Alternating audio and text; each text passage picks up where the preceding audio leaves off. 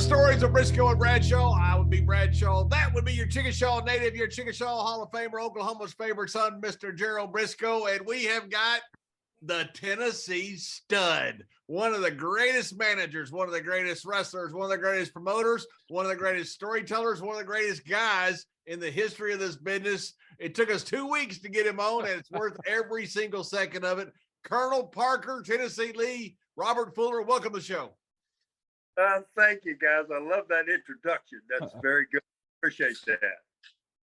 Well, Robert, like John said, it's taken us a while to get on, but the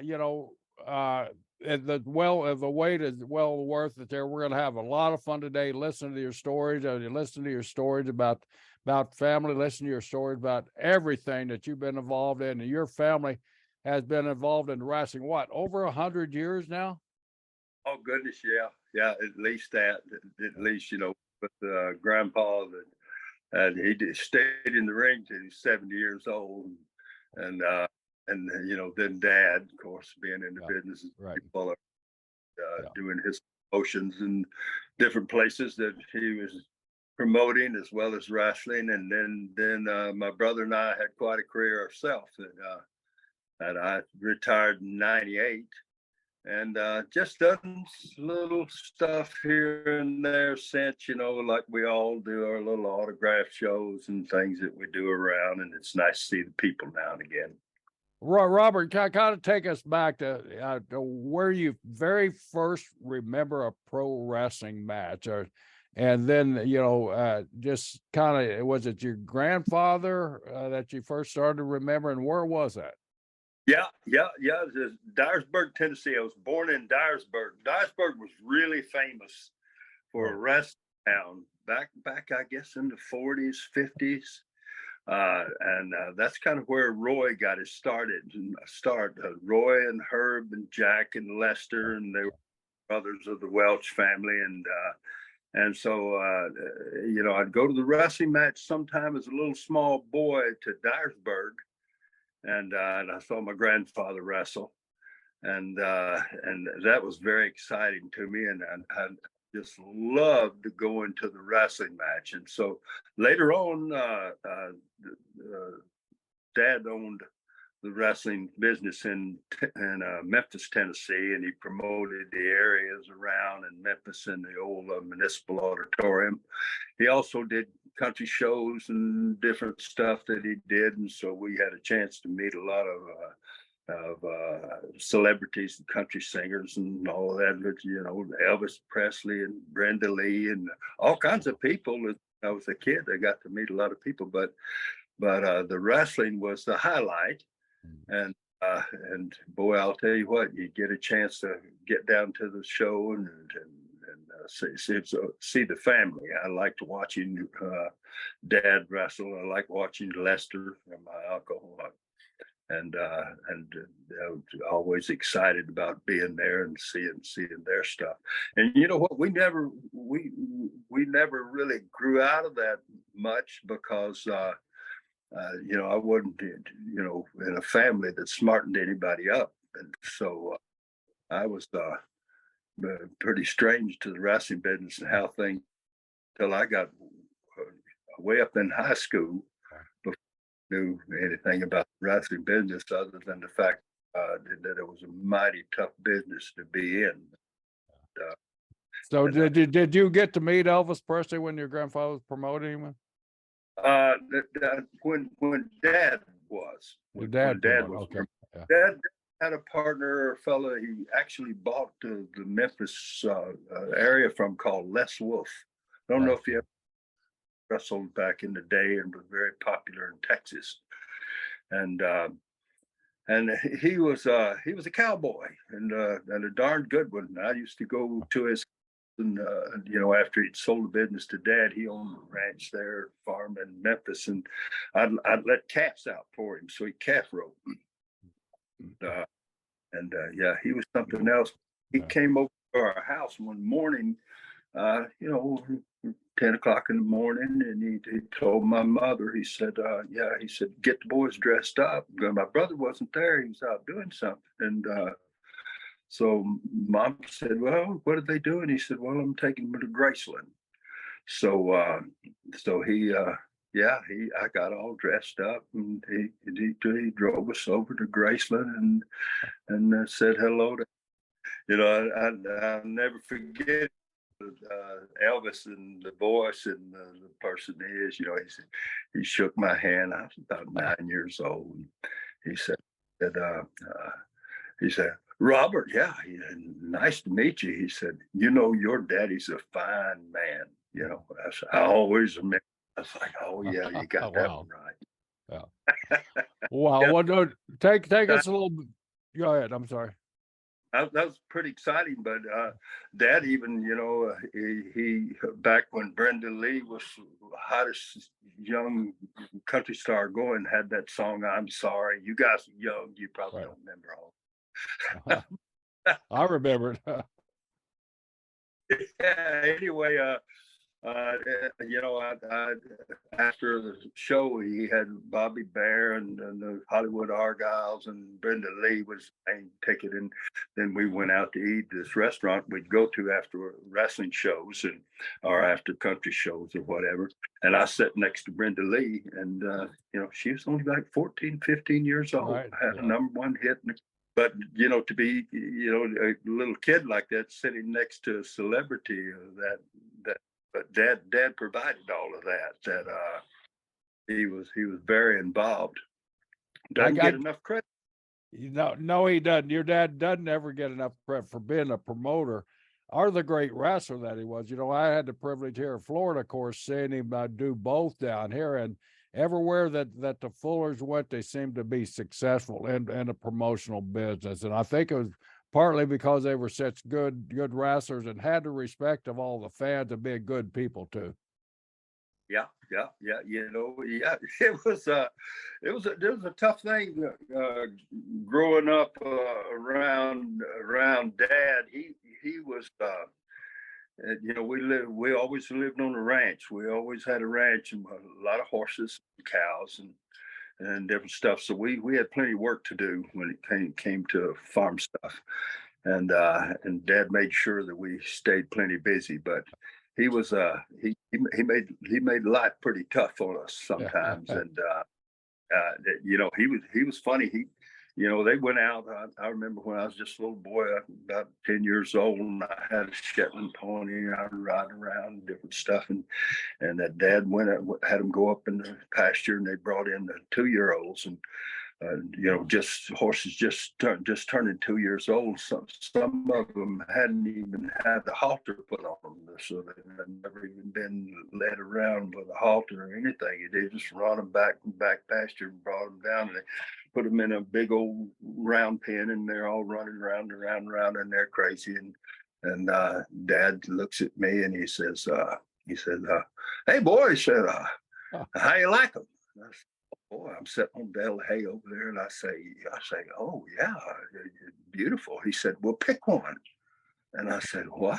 And he said, "Pick one out." He said, "One." He said, "Yours." And I said, "For me? You give me the horse?" He said, "Yeah." He said, "Pick one out."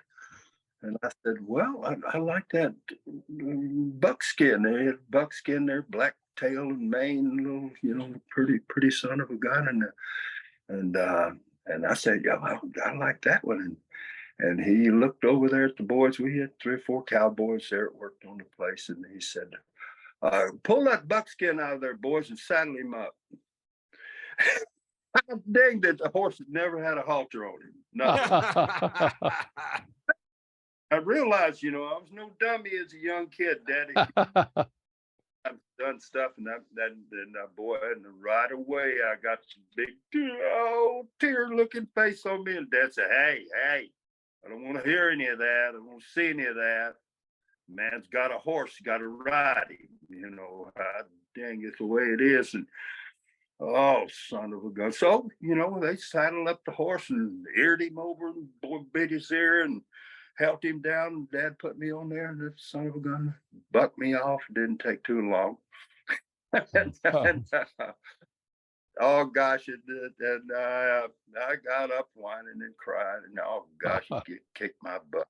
get over there out of the way. And then he take that dadgum horse, he jerked his stirrups down and picked up and kicked him in the guts, knocked him in the head, and I jerked that stirrup down again and just stepped his foot up in there and got on him. And a little bit of bucking, a little bit, but not like me, not like the kid. And Dad just rode him right around, right around, and then he said, yeah, and he said, well, he got off and he said, well, everything's good now, it's all good. He said, oh, and so they, God dog, they put me on there again. That damn, he bucked me off again. I said, Mom said, you're gonna kill them kids. And he said, oh hell, all right, they'll get tough one of these days. And, right. By the time I got to be a teenager, I wasn't scared of any horse on earth. There wasn't any, cows, horses, things like that. There was no horse that scared me. And you bring one in, and I don't care what it is, and Dad say, hey, this old guy down the street here, got a problem with his horse, needs somebody, you mind riding him? No, sir. Because I said, you know what, there's going to be a winner here, and I'm going to be the dadgum winner. I said, way of thinking when I just said, ain't no use of being afraid of things and stuff. Some stuff has to be manhandled, and if you do it right. And that was kind of the raising, that we had. It was crazy.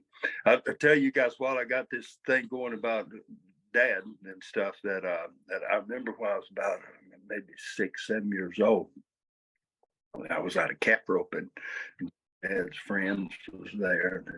I was just a little kid, and they just cleared the pasture around, so there's some stumps around here and stuff laying around the ground, and the big old 6-rail fence, and I'm sitting up on top of it, and the boys is running in the Bremer calves and for the roping, and Dad tells me, he says, get out in there and help them boys run them calves and the thing. And so I'm a little kid, and Bremer calves, if y'all know anything about Bremer calves, they're mean shits. And so I didn't want to.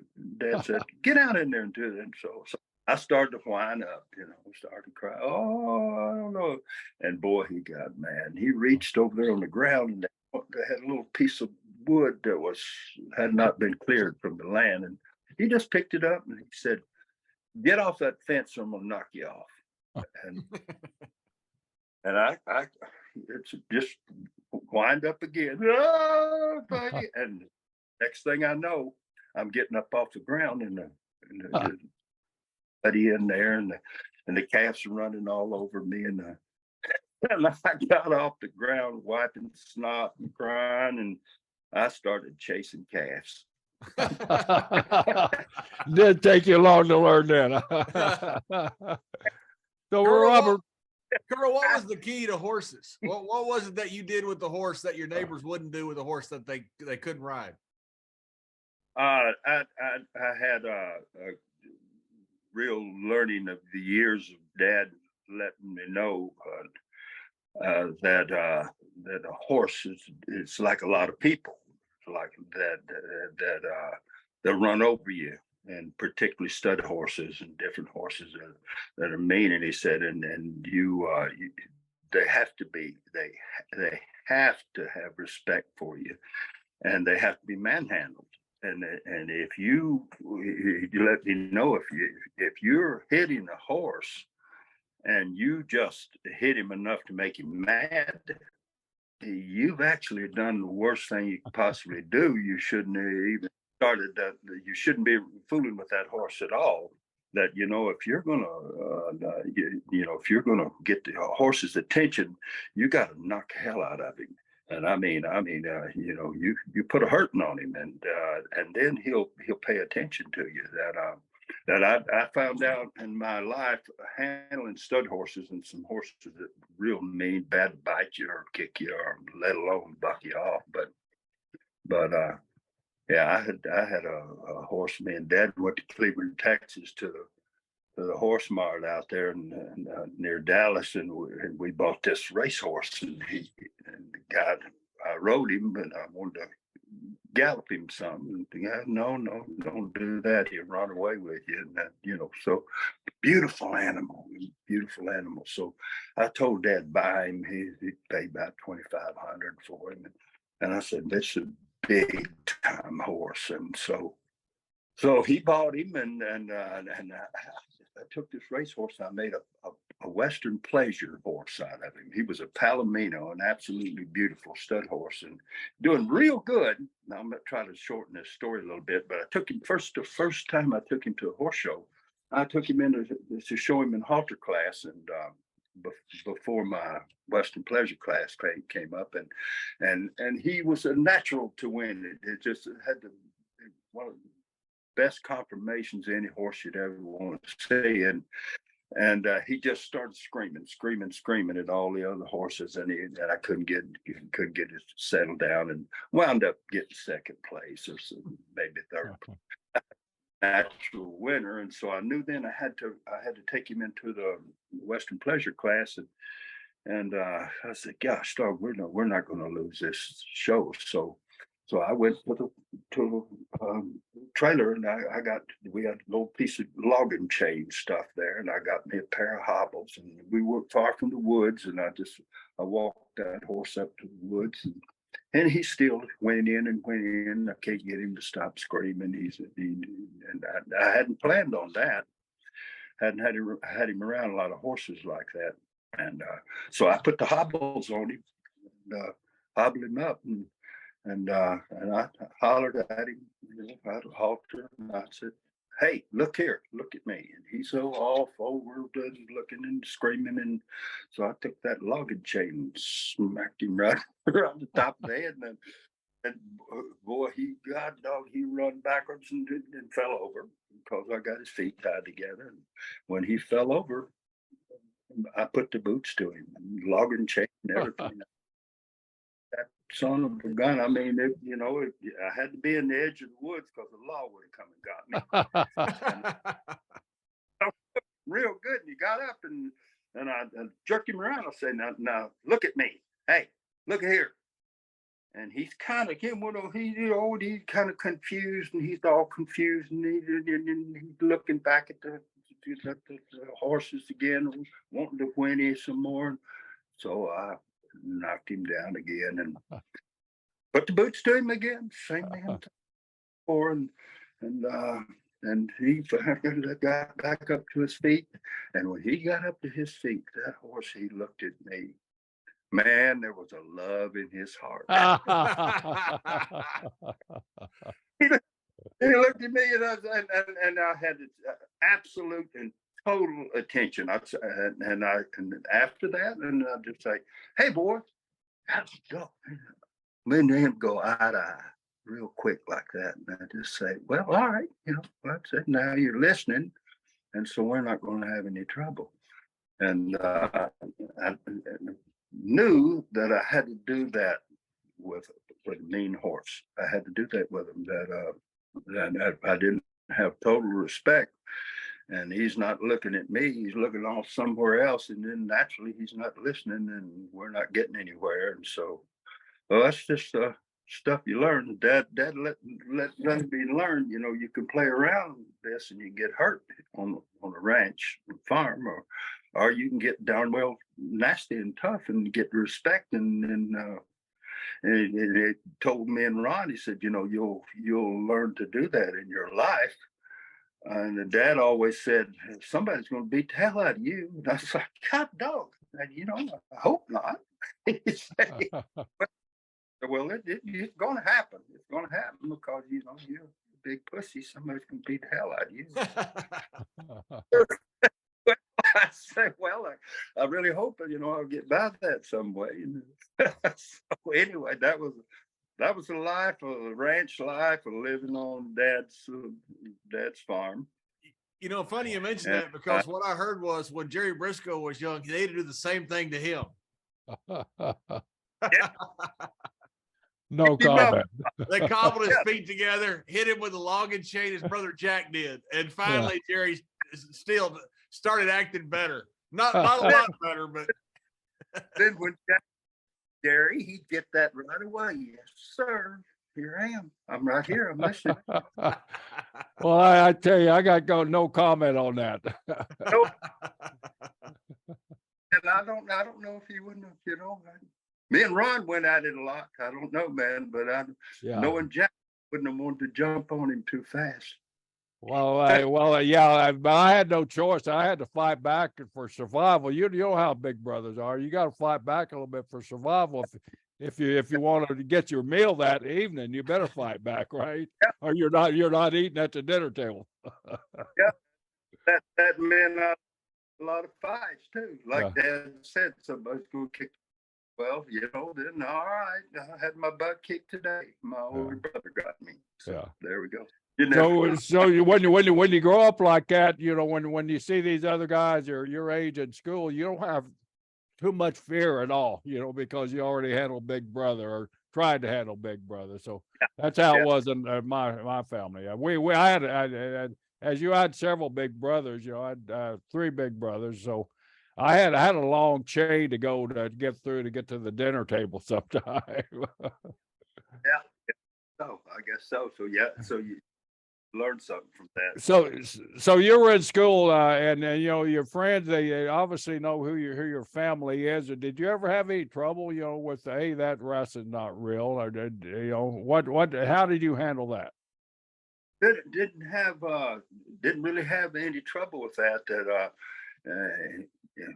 Any of my buddies that knew me and they hung around the farm and they knew that most of my buddies thought, "Dadgum, he's crazy down there, dangerous."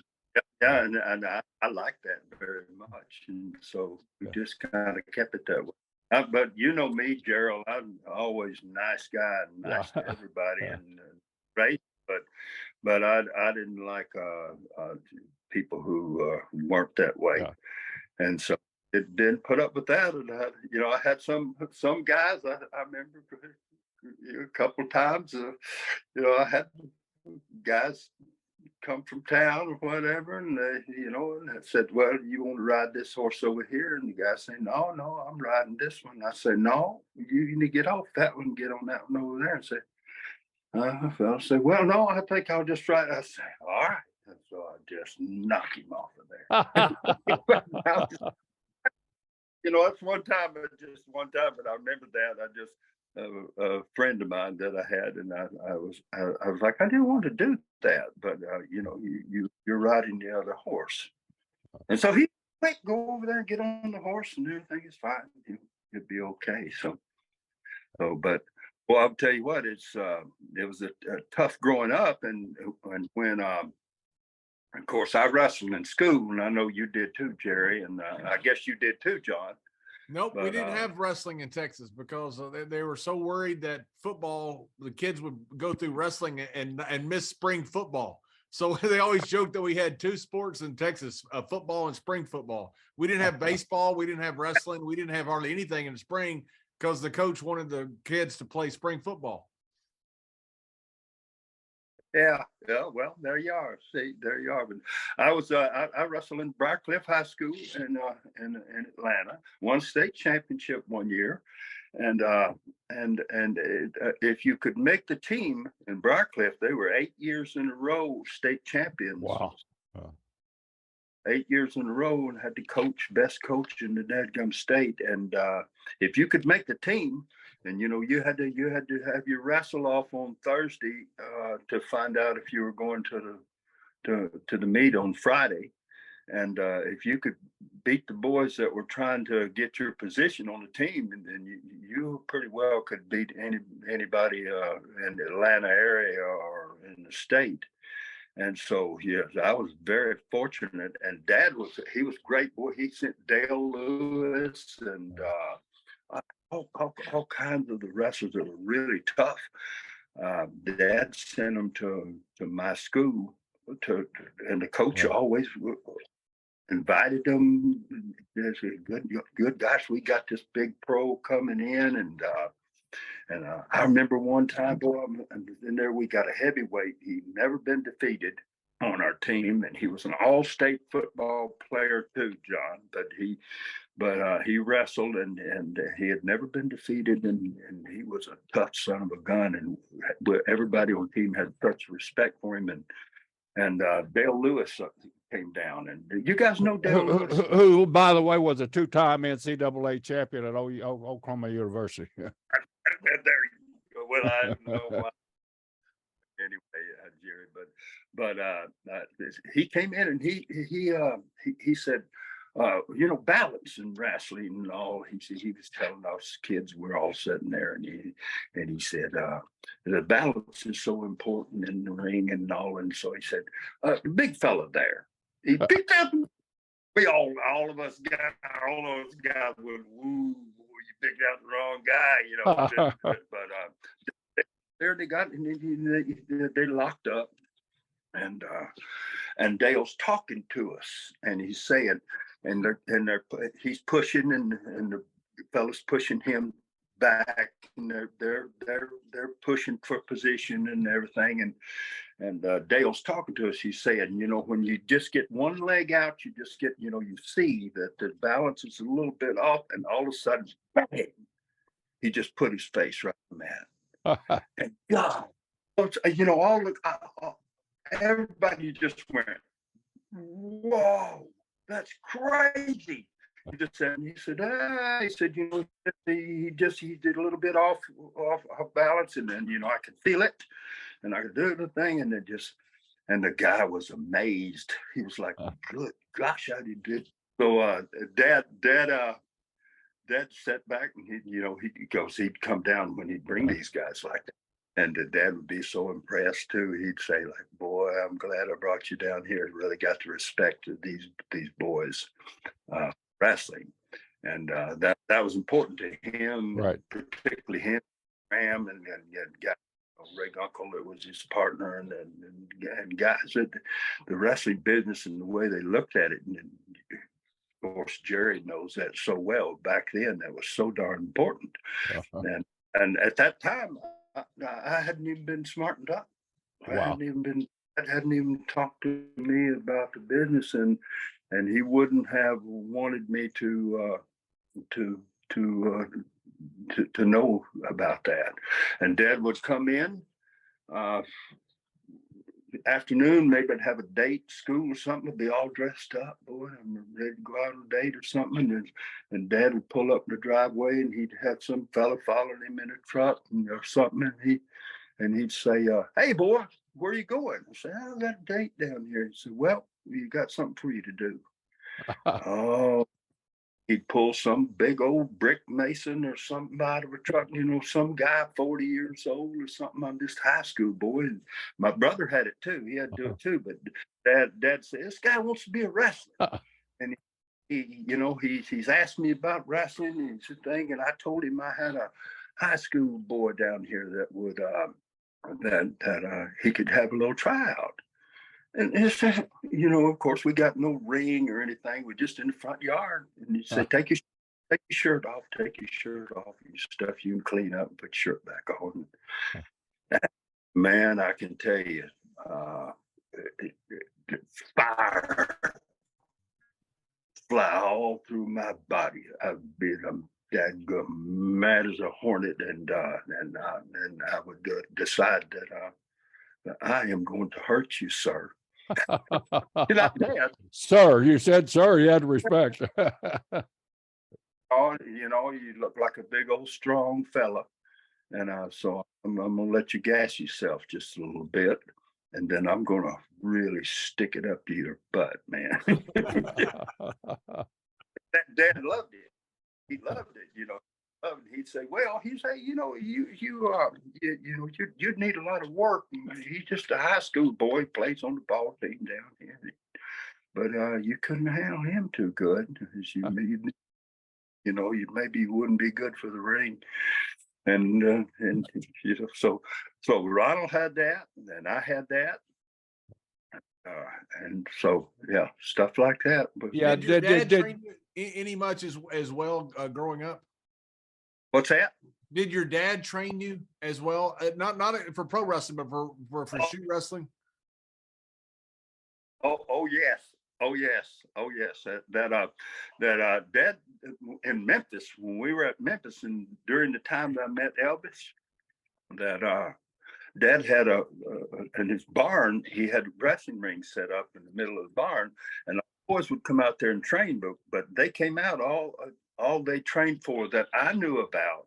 Everything they did was hooks, learning just hurt somebody, and so and the dad kind of he forced the issue with these guys that they come, that if you worked for Dad, you made those trips out to the farm, and you did that work time in the ring because he thought it was important.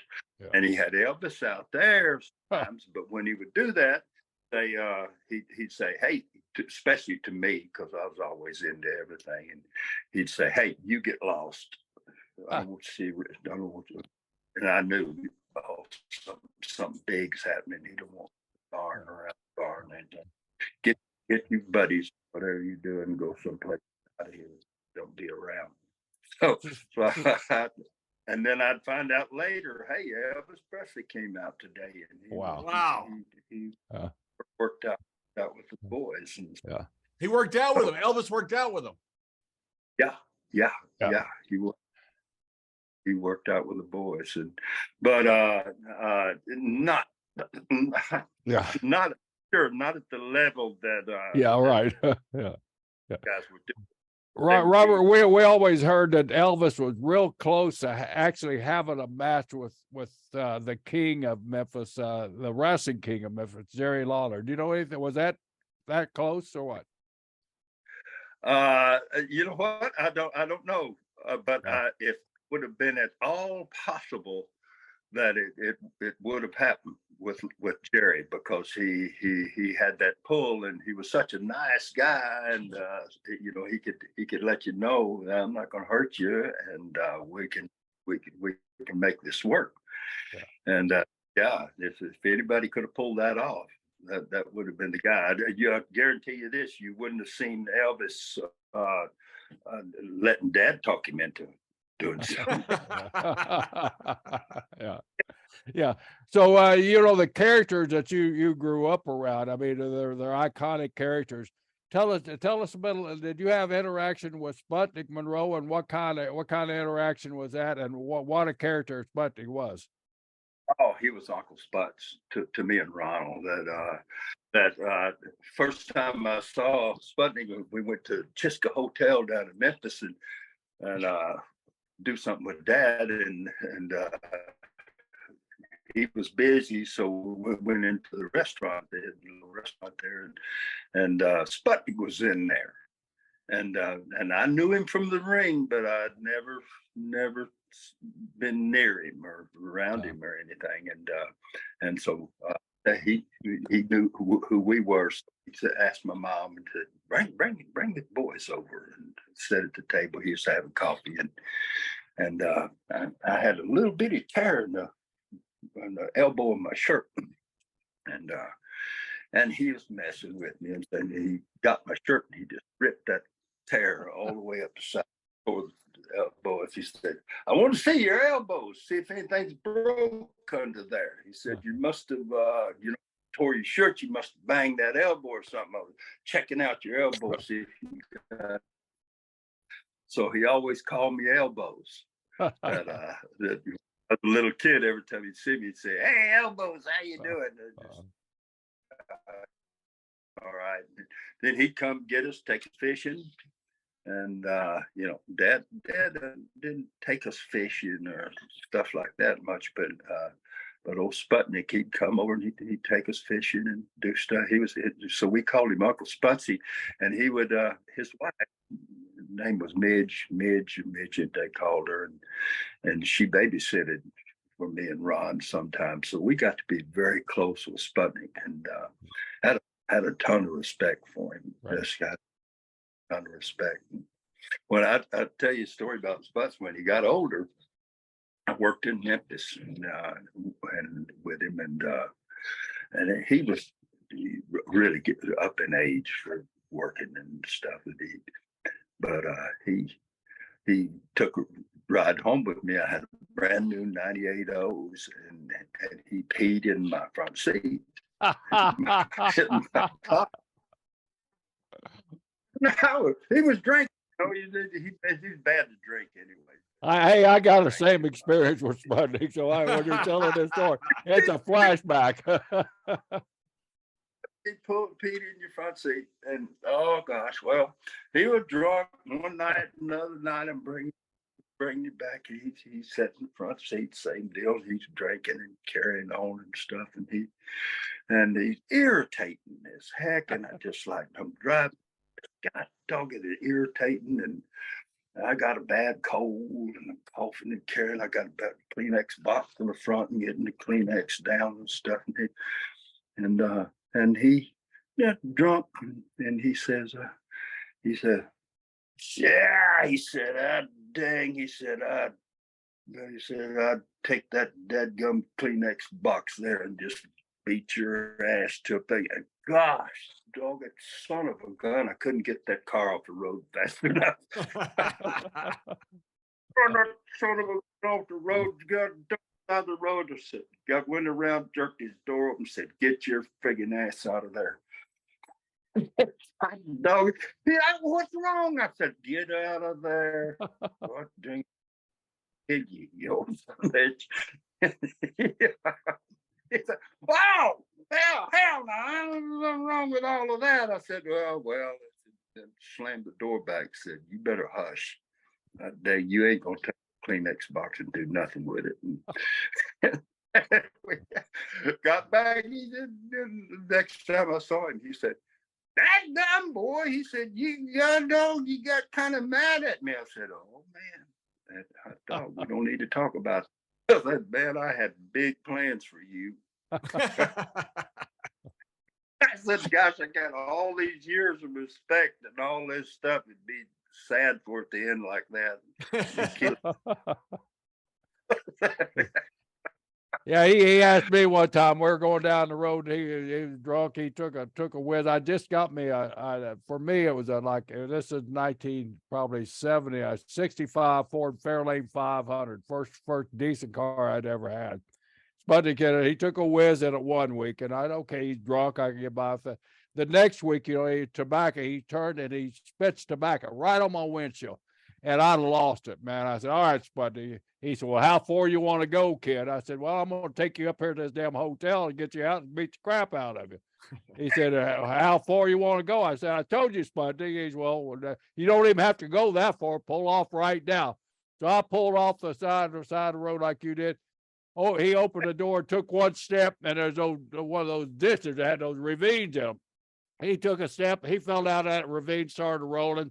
He ended up on his back. All right, kid, here I am. Come and take me. I said, screw you, Sputnik. You're going to have to be standing up before I do anything. So I kind of cooled down and come to my senses. I won't fight Sputnik Monroe. He'll kick my ass. Got back in the car. He gets back in, slams the door. I said, clean that shit up, Sputnik. He said, hey, kid, let me tell you something. These cars are only transportation. You're only going to have it for another year, so don't worry about this crap. And that was my life lesson for Sputnik Monroe that night. But he was full of those things. Oh gosh, he could be a terrible son of a gun. I never knew about his kid. I just saw his interviews and stuff and things, but he was always sweet and kind, old Uncle Spud thing. But when I went to work in Tennessee, and then starting in the business, and I saw the different sides. I saw the sides you're talking about, and I said, "Oh, kind of tough." I said, "Well, I always say, well, Spots, I got a carload. Yeah, I can't do it."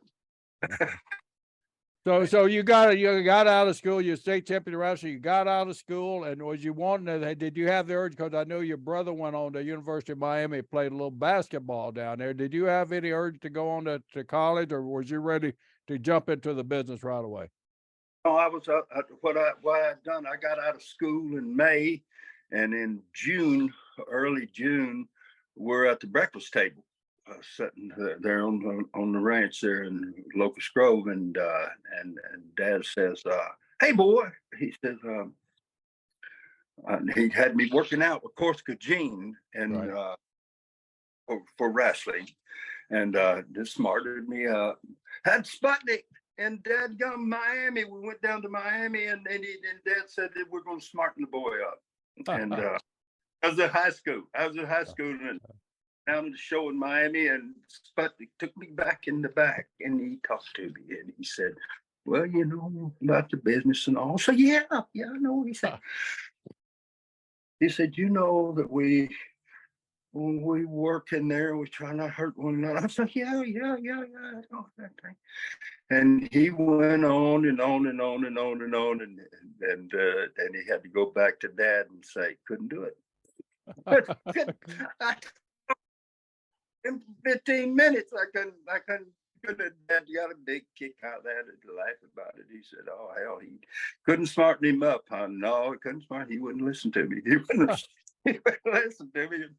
It got Corsica Gene. He promoted Saturday nights and for Dad and Covington, about 20 miles from the ranch there, and we'd go over and work out with him, me and Ron, and we got all, doing pretty darn good, but we had a problem.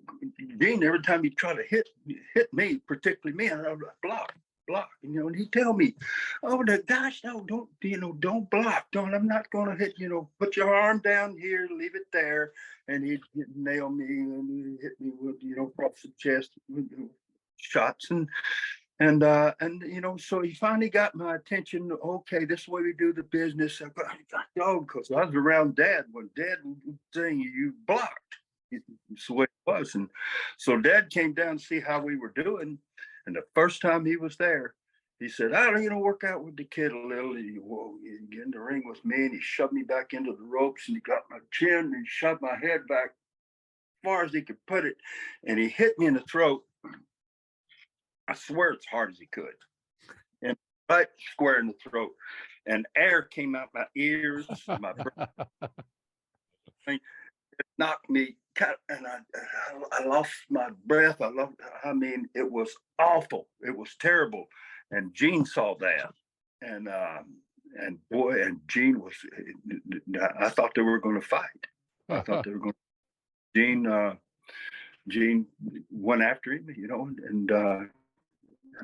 and Dad said, "Oh hell, I meant to hit him. I meant to hit him, but he, just hit him in the wrong place. I hit him."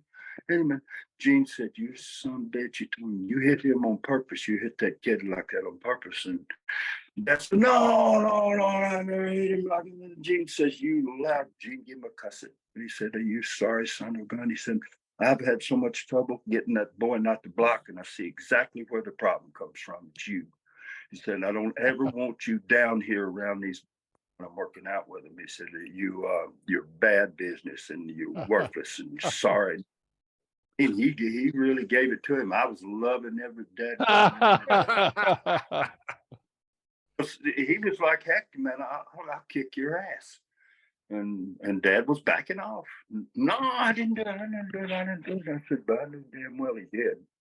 And so anyway, we're at the breakfast table, probably a few weeks after that, and Dad says, "Hey boy," he says, "you heard about your bookings?" And I said, "No." He said, "You're booked 5 days. You work in Caruthersville, Missouri, and Dyersburg, your hometown, Tennessee, and Jackson, Tennessee, and Blytheville, Arkansas, and you're finishing up in Memphis." He said, "You got 5 bookings." And I said, "No." I said, no, I'm not ready for that, to do that. He said, you don't have a choice. We're booked. And when a man's god dang booked, he makes the show. And he said, "And you're booked. So you get yourself ready here in a couple of weeks. I'm going to go with you. And I'm going to go with you, and we're going to go make these shows." And so I went and made shows, and made the small, made $15 a night, big pay, Dick Ghoulish stuff. What did you think when you got that $15? Was that big money to you, or was you happy, or did you know you had more coming? Gerald, I didn't care 1 cent about the money. Yeah. Penny that I wanted to do well. We went into first night and this guy named Who was your opponent? I don't know the guy's name. I've never seen him, but we went to this small town, Humboldt, I think it's Humboldt, Tennessee, and the National Guard Army, and no air conditioning, so which fine summer, and Leonard Feelings comes in and he sits down with me and Dad and he says, "This is my first match," and he said,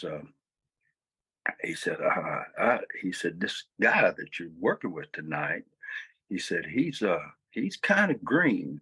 And he said, Dad just looking at me, you know, and he says, and he said, he's not the guy that could go out there and lead you around a lot. So he said, and I looked at him and I said, he'll be all right. I'll take care of him. And Dad, he got the biggest laugh. Got a big laugh. He was like, "Yeah, you're gonna take care of him." I said, "Yeah."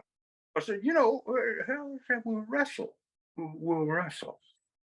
And so we did, and the wrestling stuff went good, but when it came down to the business end of things, I blew up so bad I thought I was going to die. And the selling and the comebacks and the stuff, and I just, God dog it. I said, well, they got done with that, and it was a learning experience for sure. And then the second night, I had a guy that's a little better to work with, and got down through 4 days and got to Memphis, and Dad took me downtown, bought me a big suit, brand new tie, brand new pair of shoes, all for the Memphis big show. You gotta look good, you gotta look fancy. And he always did that. Every time that we had a big, we'd go get a new suit. Or something. Dad say, "Oh, you know, we can take you downtown, get you a new suit stuff. You fix and go to your first night in Atlanta. You know, you hadn't worked in Atlanta. You need to go down there dressed right." And so he fancy us up real good and take us down to do the shows and all. It was that was my starting experience. And I went to a little community college in Griffin, Georgia, and I had been working about 6 months, and I was working there around Georgia, and that was 1969 and 1970, and Dad said, "Listen, Saturday night, Griffin, that's my hometown then," and he said, "You're working with Luke Graham." And the big old Luke, he's a great big old guy, said, "Well, he's going to bust you a hard way." And you know, I didn't dare say no. You know, I just said, "Oh." Did you know what did you know what he meant when he said he's gonna bust you open the hard way? Yes, I knew. I knew then, you know, that Dad had done 20 hard ways in his life, and he never really had a guy work for him that he didn't ask them sometime or other to do a hard way, because he said, "You got to give something back to the business. You know, you've been taking. Now it's time you got to give something back." And so we need to get a few stitches. And so that, you know, I knew that, and so my time had come. And so he told me, he said, "You know, you're going to be going to school," and he said, "I want you to go to school with the stitches." protect the business, Robert. Yeah. And so, guys, this is a story, you'll love it. But we went down there, and Saturday night, and I fretted all week long, worried about it. And I didn't say nothing. I got down there and talked to Luke, and Dad sat down with us, and he said, "Yeah," he said, "we were going to bust the kid the hard way." And Luke said, "Oh gosh," he said, "Oh buddy," he said, "hell," he said, "that's a fine looking boy you got there. You don't want." And Dad said, hey, what did I say? You know, we're going to bust him a damn hard way. He goes to school in town here, and I want him to have a big black eye and some stitches when he goes in. What the hell's the problem? You know, you got a problem here? Luke's like, well, I just, yeah, well, kill that shit. You're going to go out there and bust this damn kid's eye, okay? All right, well, we'll go do the thing. So we talk about it, and, he said, well, we'll do this and that, and when we get ready, then I'll get you in a headlock, and I'll cover you up good, and I'll hit you, and we'll bust you. And so, all right. So we do it and go in, and we get to the spot, and he hits me. And no cut, no hard way. And so no, he lets me go, and I said, and he says, well, you want to do it again? And I said, yeah, you got to, you got to do it again, I guess. And, if you say no, maybe we'll, but you better go ahead and do it. And so this time he just pushed me back in the ropes, and he just hit me like a regular guy would hit you, and then didn't cover up. He knocked the living shit out of me, but he hit me under my eye. It bust me, but he let me go, and I look at him, and already by just that few seconds of time, my eyes closed. It's up where I had a hard time seeing out of it, and he's but no cut. Huh. And he says, I don't know, I don't want to thing. And he said, I'm going to try once more. And I said, okay. So same deal. Back me in and hit me, same place, but above the eye and where he should have and stuff. And no cut, no blood, just big friggin' swollen face. And he told me, then he said, I ain't gonna hit you more. I ain't gonna do it. And I was like, sure, fine. And so he left, and he beat me, and I'm there selling in the ring. So he got back to the dressing room first before me. And when I walked in the dressing room, Dad had him down, sitting in a chair, and Dad was cussing him. And he told him, you effing overgrown big, God dang, you couldn't bust a effing egg, you sorry son of a gun. And really giving him a cussing. I told you to bust the damn kid, and you didn't get the damn job done.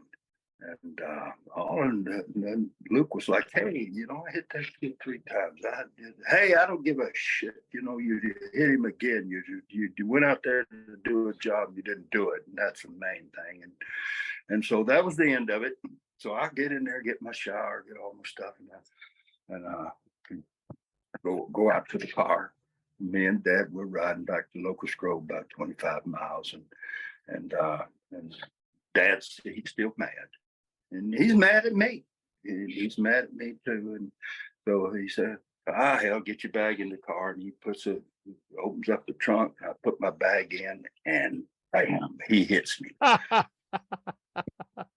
Same place that Luke had done hit me twice hard, against ropes, and God, so get hurt. I'm good. It was cold. It was like it's winter time. It was cold, and boy, he hit me hard as he could, and I never figured on taking on my dad. I figured that. I figured he'd kill me, but boy, that changed everything in my life.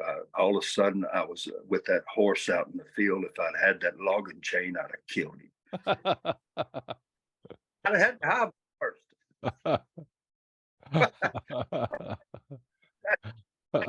But I started after him, and he backed off, and he backed off, and around the car, and I went run around after him, and all the time he's telling me, he's saying, hell, it don't even hurt anymore.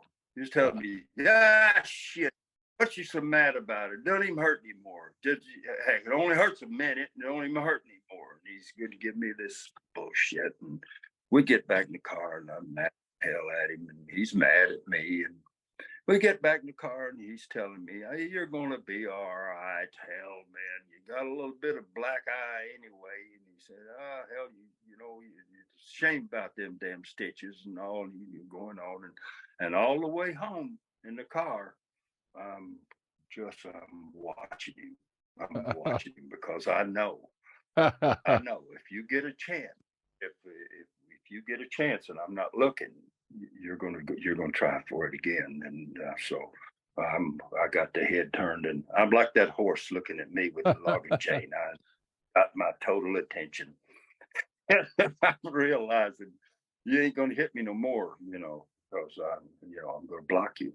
You know, you're not gonna listen. That's your last punch in on me. so I had some rough bringing up when it came to the business. I had to respect, went back to school, and everybody said, gosh almighty, what happened to you?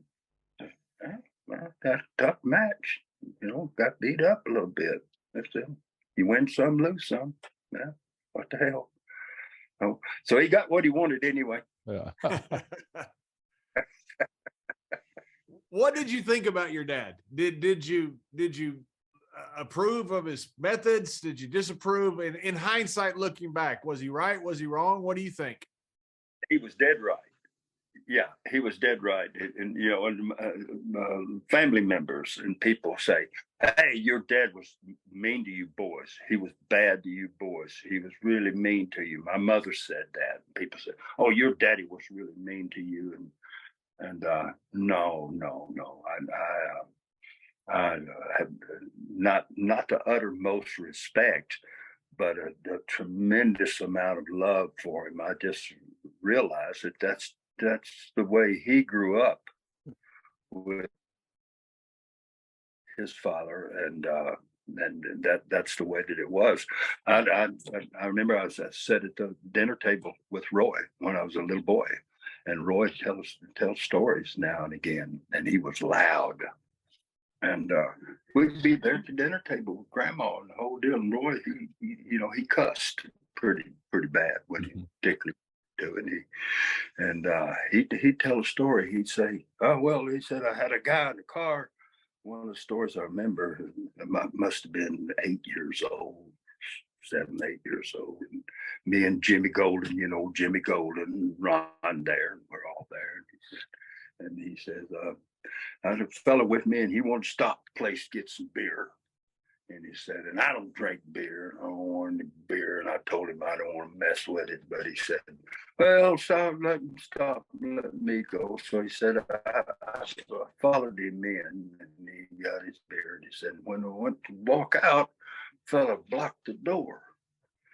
And he didn't go into the story about why he blocked the door or what the deal was. He just said, and I saw that son of a bitch there, and he said, and I hit the, he said, I hit that son of a bitch, and I hit him again, and down he went, and I put the boots, I kicked his head against the wall, and the blood went everywhere, and the friggin' man, I kicked that no good son of a, and he said, blood was all over the walls, was all over the thing. He said, I looked around at them son of a bitches. I said, anybody else of you want any of this shit? And he said, and they all just, sat down, cowered down. He said, bunch of sorry no goods. And I walked out of there like a dadgum king.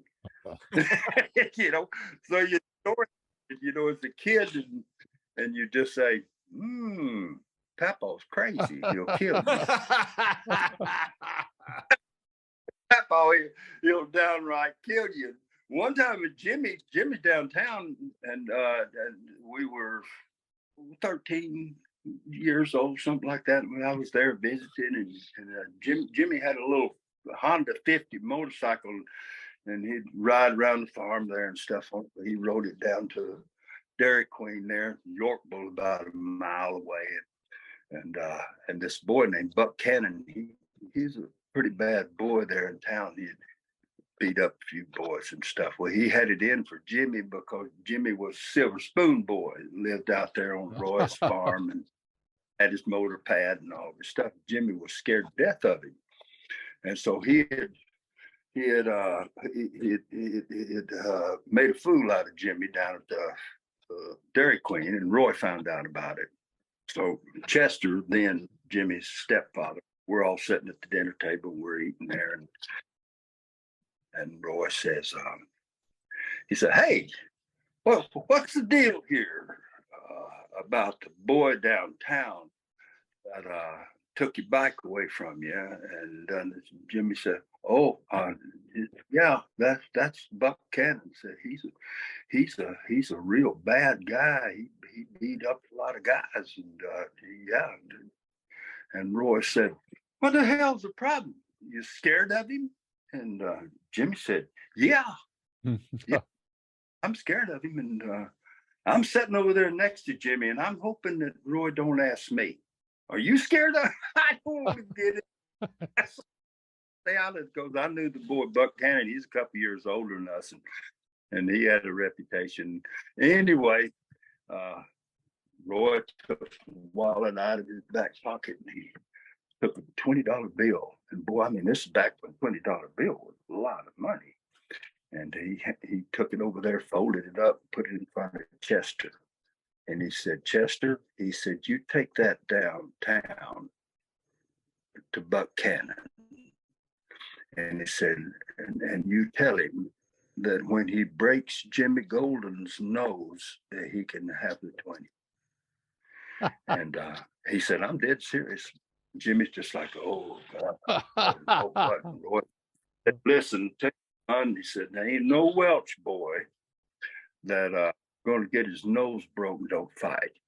He said, "There's something about it when you get your nose broken, it makes you mad." And he said, "Chester, I want you to do that today." And Chester said, "Okay, I will. And he said, "Do it today. Go down there today. Find him and tell him you got $20.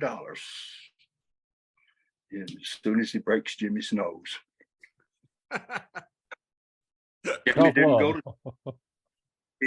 go to town then, man. That was the end of Jimmy's going down to Yorkville. He just stuck around the farm for while I was there anyway. But I'm visiting down here and all, and I'm glad I don't have a motorbike, and I'm glad that I'm not downtown getting picked on by Buck Cannon. That wouldn't be too. Have you ever heard from Buck Cannon since? You still know his name. I don't know if the guy's still alive or not, but that's a pretty cool story. It was darn right horrifying. Went down one time with Jimmy to the baseball. They were playing baseball, and Buck Cannon was pitching, and he was hitting, the hard ball, like, baseball. I never was much of a baseball player, but he was hitting everybody with he was throwing the ball hard as he could, and half the people batting he was hitting them. And I thought, well, hell, I wouldn't want to play baseball with a goofball that's just hard as he can. It's just kind of crazy, I thought I wouldn't like that too good. So I didn't have much respect for what I knew of old Buck Cannon, but I do remember it because that was a horrifying story sitting there. I was like, what a terrible, pay $20 to get your grandson's nose broken. That's pretty. Well, knowing the Fullers like I know them, I'm surprised that down the line I never heard of a heel named Buck Cannon going around in Tennessee. That's right. Dad knew that story. I don't know if I'd ever told Dad about that or what had happened to Jimmy. But I really, old Grandpa there, he was kind of bad, and so sure don't want to mess with him, man. God dog it. He was a tough old shooter, right? I mean, he's a legendary shooter, right? Roy Welch. Oh yeah, he was really, really bad. He had a tryout with Ed Strangler Lewis or somebody there around St. Louis that Roy wanted to get in the wrestling business, and the guy had a hook scissor thing that he did, and shooting stuff, and Roy had he had put it on Roy and tryout, and Roy had turned around on it, and done something to really hurt him. And he got a lot of respect, and he got into business that way. And so he was just raw bone, just a raw bone, tough son of a gun, and very, very, very dangerous man. Very, very dangerous man. Robert, we all like going through old photographs. One of my favorite old photographs of all time is the one of Mario Galento, all busted up, the black eye, the lips, and everything. Was it your grandfather or was it your father that Dad? That was Dad. What they did, that was from Mobile. They were in Ladd Stadium there. That was where they had the Senior Bowl every year for all the colleges to come. So it was the biggest stadium that you could have. That they had it packed. It must have been over 20,000 people, and back then probably the largest show that ever had been in wrestling. That this was back in the 50s, and Dad and Brisco had decided that what we're going to do, we're going to go in and we're going to work 2 punches and then shoot 1. And so Dad said that when he told us later on, we got older, and he told us about it. As kids, all we remember is Dad being led around the house. Both of his eyes were closed, and Mom had to lead him in to the table to eat and the thing directly after the match. So he had really been beat up also. But Dad later on told me what had happened. They had made this deal to work 2 punches, then shoot 1. And that Galento had peeled up. He had peeled himself all up before the match. And he said, and the first thing Galento did, the first punch that he threw, he broke my nose.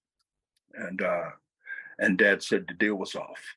That everything we did was shoot, all of it. So wow! I said, "Oh, son of a gun!" He said he was filled up.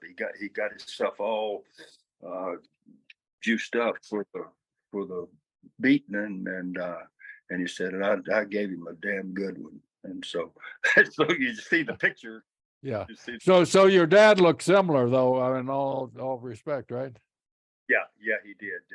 He had both of his eyes were busted and completely closed, and terrible beat up. And you wonder about guys. Lester, my uncle, same thing. A lot of hard ways. Right. Same stuff. Really tough guy. Your uncle Lester. Your uncle Lester. I knew him best beside your father. I knew your buddy or your dad, buddy, real well, and Lester well because I worked with him. He was a tough-minded SOB. I mean, that guy, you couldn't pull anything over Lester. Oh yeah, it's awful. It was awful. They had the old snake pit there in Tampa, where they'd go down there and they'd wrestle there, where they make the TVs, and they'd go in there and they'd learn hooks and stuff, and invite people in, and they totally beat the living hell out of them.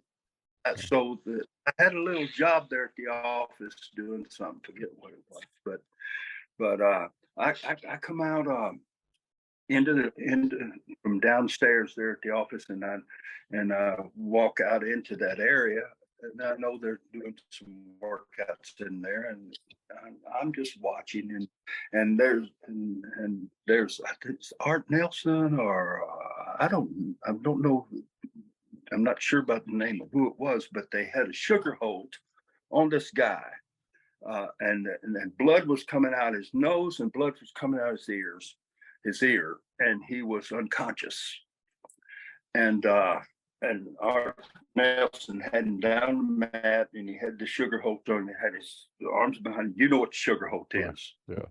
You know about that, Jerry? Right. Yeah, I was there. I've had it on me. jam them arms back, and then you know it shuts off everything. And anyway, he's unconscious, and Lester's standing there like this. He's watching, and I walk up beside him, and I'm standing there and I'm looking at it, and I look at Lester, and I say, he's going to kill him. I say to Lester, and Lester gets the most disgusted look on his face, you know, like, oh no. And he looks over at me with that disgusted look, and he says, yeah, if he don't let him go. Just goes back to his position. He's so pissed off, you know, for making that statement. He's going to kill him. And, you know, and I said, you know what, I don't belong in here. And I left right away. No, I think I'll Hey, Robert, I found the picture. This is Mario Galante after the match with your dad. Yeah. Wow. It's a dandy. Yeah, that's what he looked like. And you said your dad looked about as bad. Yeah, equal. Maybe Dad. Well, like I said, Dad's eyes were closed, and there was no way he could get them open without just taking his fingers and pulling open, and then the eye was just all livered, blood red underneath there. And so, you know, I remember that as a kid, and I had no question. I remember fights like that. But the deal in Memphis with Billy Wicks and Sputnik Monroe, same deal. Tell us that. I don't remember that one. Tell us a little bit about that. They worked for Dad, and they were selling out week after week. And Dad said, "It's time. It's time." And Pay we off. do it. So, yeah. So both of those guys, both Monroe and Billy Wicks, they couldn't see after it was over. I mean, it was a blood fest like people who couldn't imagine. And Dad said, you know, when we've done this, you know, we ensure ourselves sellouts after sellout. Yeah. How well did you know Billy Wicks? Because he's a known badass all over the country. I mean, Billy had that skill, that shooting skill, that hooking skill that few guys possessed back in those times. But Dad, we were neighbors. Neighbors. Yeah, we were neighbors. They you know, he had a trailer. And he had a couple of daughters about the same age as I was, and so we used to play together and stuff. And so, you know, so I knew Billy and had all kinds of respect for him. But I was just a little kid then. I was, you know, I figure I was in second grade, third grade, or something when all this was going on. But I knew. I knew, listen, this business is not something you play with. That the wrestling business is very, very dangerous, and so like I said, old Monroe, he had a hard time smartening me up. But because I was too young, except for how really tough he was, and Dad was awful lucky to have him and Monroe. The likes of that working for him in his territory. We went from there, and that's when he went down to the Gulf Coast and started his business down there. And then we had our life. We bought a big ranch down there, and had rodeos on Sunday. And we'd have cars backed up dadgum 5 miles to get into a dadgum rodeo. And the wrestlers would come down sometimes and do different stuff. I think not for us, but someplace in Rode a Bull, didn't you, Gerald? I saw a picture of it. Yeah, a couple of times. I made the mistake twice. How long did you last? Neither. I lasted. The very first time I lasted a long time, but the second time I didn't last a while. What was you guys say, Robert?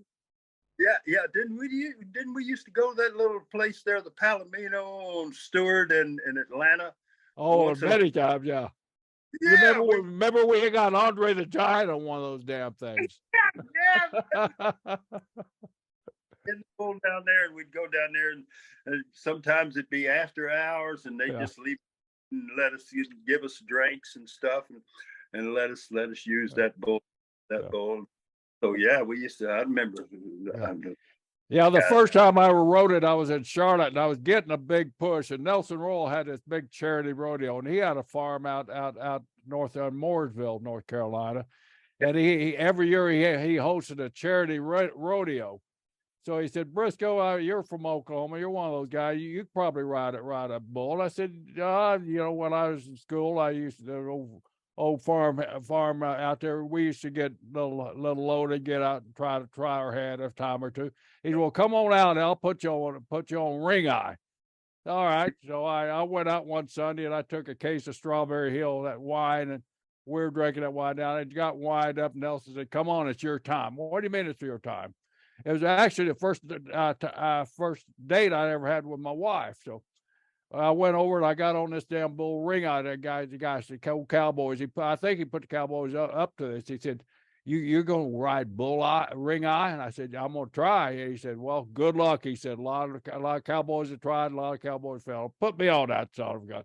So I go out there and I'm bucking up and down on that thing, and I get the rhythm. It's a rhythm too. You're hanging on. It's a rhythm. I got that rhythm, and I'm trying to count down to 7. I remember getting about 5, and I go up and I come down, and my legs just split, and I feel pain in my groin. I pulled the damn groin. I rode off that damn thing. That ring eye was trying to get me. And of course, here comes the clowns out there. I was the clown, but here comes the clowns out there. They get the ring eye. I go to get up. I can't get up. Monday, I go to Mr. Crockett. I'm limping in the office. Mr. Crockett, what happened to you? And I told Mr. Crockett the story. I thought he was going to fire me and Nelson Royal on the spot. There goes my push for 2 weeks. I couldn't walk. I pulled a growing muscle in my leg.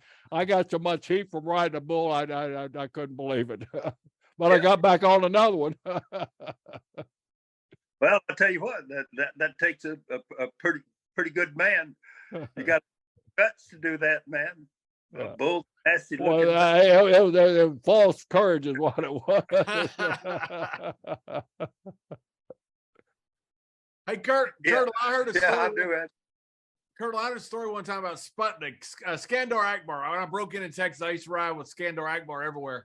He told me he and Sputnik were good friends. He told me Sputnik hit a guy's horse one time in Memphis at the county fair, and they tried to book the cowboy against Sputnik. And Sputnik was scared to death because he thought the cowboy would kill him. Finally, the cowboy ended up backing out. Do you know the story? Yes, I do. I know that story exactly. That Dad was behind Sputnik being there. They were at the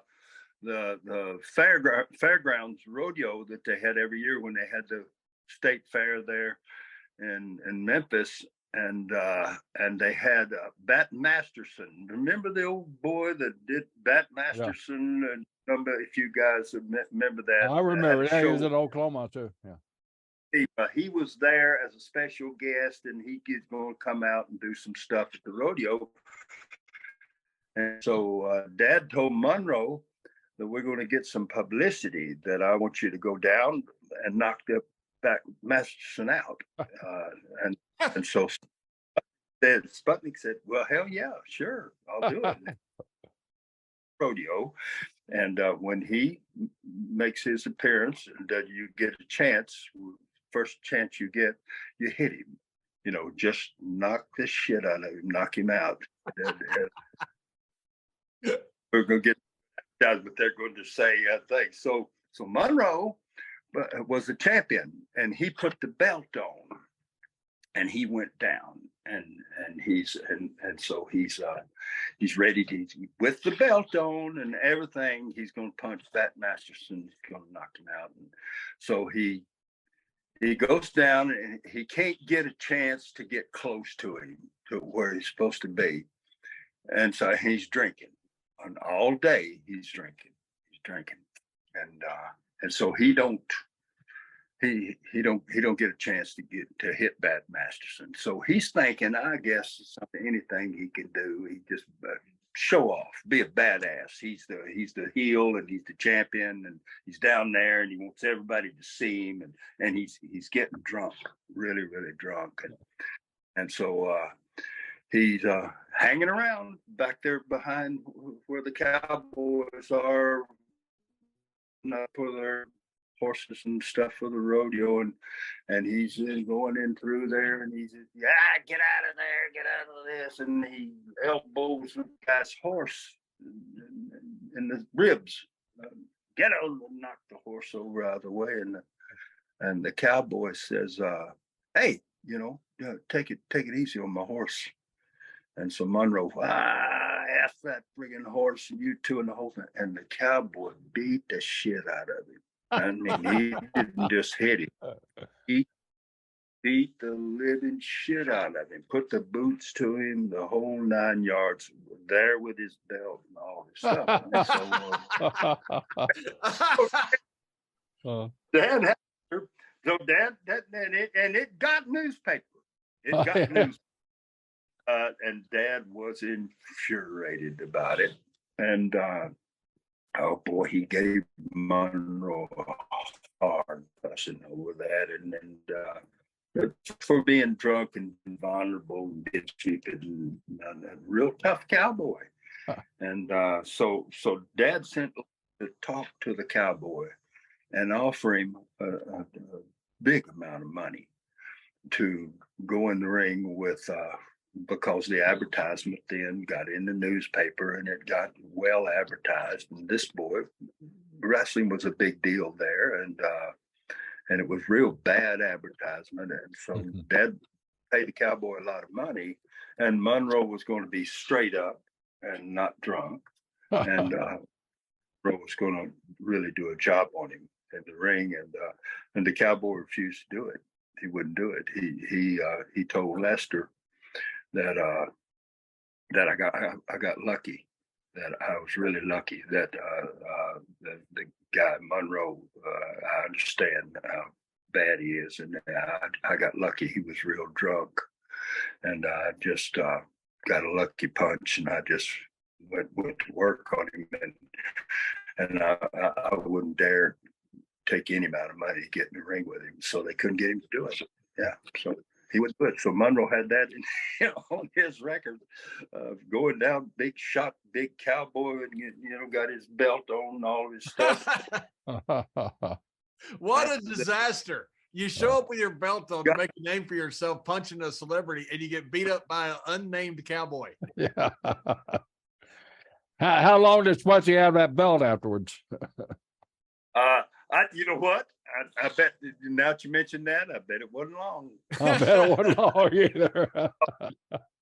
That next belt was a done deal, and Monroe had to start all over again. So we'll start you at the bottom now, work you back up. Yeah, so heck, crazy years. Sputnik was a person that helped integrate a lot of the wrestling, right? Yeah. He liked the barbecue, like today. And we all say, hey, there's these black fellas down there and make the best dadgum ribs anybody ever ate and stuff. But back then that wasn't something that you did like that. And if you did, you didn't go telling anybody. But he hung around in Memphis, and he liked to go to those black bars. They were really nice to him, and gave him a big welcome, and it got newspaper coverage that he got in trouble for being in a black bar, and got arrested. Right. For being in a black bar, and that got news, and Dad thought, well, you know what? That's not the worst news that anybody ever got. That and you're a heel, you're a bad guy, you like black people, so and so he got a real following in Memphis for that they had the municipal auditorium, they had the big crow thing up, and that's the only place black people could see it, and that was always full. They came to see Monroe. Yeah. And a lot of the stuff that came later with some of the integration was, I heard, was based upon some of that, Sputnik going to the black bars, the blacks coming to the wrestling. There was integration that started happening because of that. Is that correct? Yeah, it is. And Memphis was one of the first towns. They built the big Mid-South Coliseum, and it was one of the first buildings in the United States that was integrated. That they did. They were wondering when they were building that building. They were wondering the way this building's built. Where are we going to set our black people?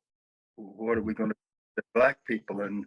And they were one of the first places, particularly in the Southland, to integrate a building to say black people sit wherever they want to. That's cool. And I guess it was Nick Goulas that the Sputnik went to a show, and the integration of the black people was up in the crow's nest, and Sputnik went to Nick and said, "Hey, I'm not going to wrestle tonight unless you allow those guys to come down here, the ones that can afford it, come down and sit on the ringside," and refused to go out until Nick conceded his wishes. That well might have been a case.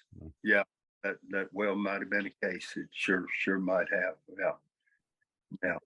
Was your grandfather Roy Welch? I read online he passed away in 77, so I guess that's right. You started around late 60s. Did he come to see you wrestle some? I worked for them. I in Georgia, and then I went to Florida, and I spent about 6 months in maybe a little more in Florida.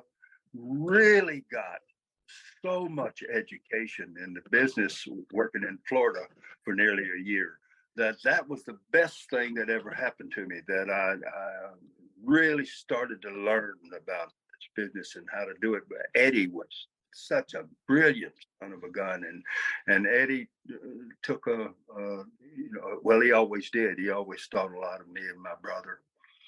And so he took like it. I'll tell you this story about Eddie while we're talking about him. That Dad told me when I first started working, and he said, "Hey," he said, "boy, you got a real good deal fixing to happen to you." I said, "What's that?" He said, "Well, you got the Red Devil coming in to work with you for 5 days." I said, "The Red Devil?" He said, "Yeah." He said, "It's Eddie under a mask. Eddie's going to come in on a mask, and he's agreed to stay all week. He's going to stay, and he's going to work with you every night for a week." And I say, "Son of a gun, gosh, have mercy." This is before I had gone to Florida and got all this education. I was still in Georgia, just kind of getting started. And so first night we're in Cartersville, Georgia, and we're in different dressing rooms, so we don't see one another. And I just know that that he's going to beat me, and I don't get it. They don't put me over in. And so we go out, and I'm telling you guys, the first night, I swear he tried to kill me. I mean, I hadn't had nobody had ever beat my ass like that. I mean, he he tell me, "Get a leg, get a leg." I get a leg, and he kicked me in the face, kicked me wherever, kicked me hard as he could, and telling me, "Get it again." And then it'd spin right up, and I'd jerk that leg, and I wouldn't no more than get hold of it and good, and he'd kick me again. Boom, same thing, hard as he can. I mean, I swear he couldn't kick me any harder. And soon doing it, say, get it again." He'd do that to me, I remember, maybe 4 or 5 times, till I'm kicked out of my brains. And I remember he drove me back in the corner, and he choking me, and he's in the corner, and he's choking me hard as he can, and I'm damn, I'm damn near falling out on him, and I'm selling, but naturally, and he giggled under there. He said, "God damn, you're good." "Dang, you're excellent." I was like, "Good Lord, you're killing me, killing me." slammed me down over on my stomach, sat down on my back, and grab hold of my hair, both hands, and pull my body up high as I can. I'm blown up so bad I can't anymore. And he pull me back so tight. And he put all his weight in my back and slapped me in my chest. And I screamed out the loudest. Dad ribbed me about it the rest of his life till he died. And I screamed out at the top of my voice, "Oh God!" You can hear me. Dad was back in the building, and he can hear me scream, "Oh God!" and Eddie's sitting on my back, and I can feel his butt joggling up and down. He's laughing so hard. He's laughing at me. Grab me and snatch my hair back. Same thing, man. Same deal, and bam, smack me in that chest hard as he could, and it beat me damn near to death. And I got in the car. And we're driving back home, Griffin, and I said, "Dad, I'm not sure, Yes, yeah, I can, I don't know if I can take that every night, for 5 nights." What? What the hell are you talking about? I said, "Oh, the best damn worker in the friggin' business. Dang, what the hell's wrong with you? I don't hear no more shit out of you like that." And I was, "Oh, God, have mercy on me." I said, "Well, all right." Go in the second night. We work second night, and it's a little easier, but not totally. Huh. And then we don't work. We don't actually work till like 4 nights in, and then Eddie works with me. And gosh, dog, and then we have a hell of a match. And dog, he lets me do something. He hadn't let me do anything at all except scream and holler and beg for mercy.